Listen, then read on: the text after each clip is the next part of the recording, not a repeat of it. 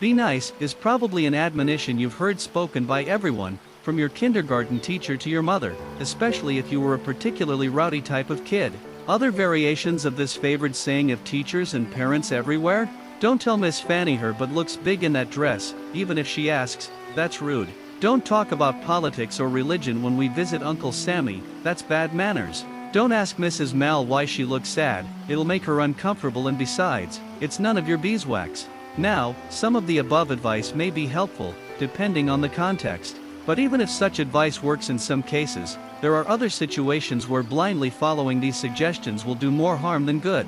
But how do you know if speaking or not speaking will be helpful or hurtful? Here's an easy litmus test. Are you refraining from telling the truth, speaking your mind, or asking after the well-being of others because you're just trying to be nice? If so, even if the immediate effect of your silence or white lie appears to be peace and harmony, in the long term, you're setting people up for a world of hurt. Christians, or people who respect Jesus, are particularly in danger of this wrong-headed kind of thinking where nice equals good. They think that Jesus was a nice guy. After all, it's not every day that the God of the universe decides to turn himself into a human to suffer alongside us. But they don't really understand that while Jesus did sacrifice himself for humanity, he was not nice. Not even close. Jesus was not nice, he was kind. Matthew 19 and Mark 10 record this interesting story. Jesus was busy teaching eager crowds when some random people came up with their children, in the hopes that Jesus would bless the kids.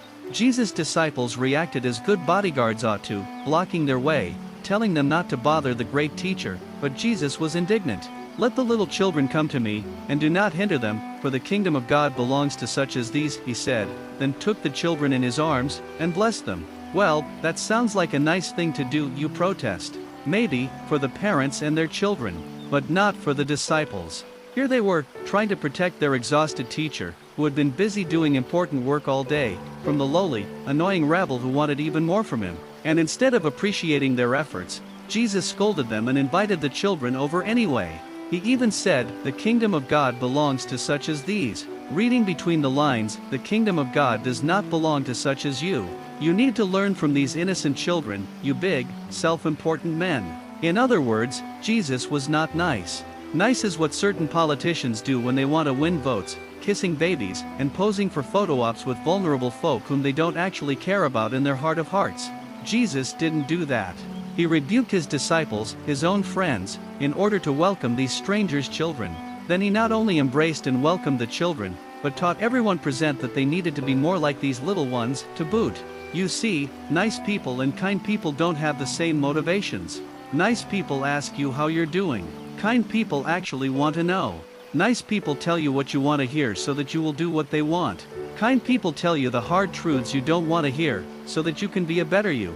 Nice people treat you well because they want your approval. Kind people treat you well because they want your well-being. In certain circumstances, the outward behavior of both nice and kind people appear the same. But when times are bad, and the rubber meets the road, it's the kind people you really want around you, not the nice ones.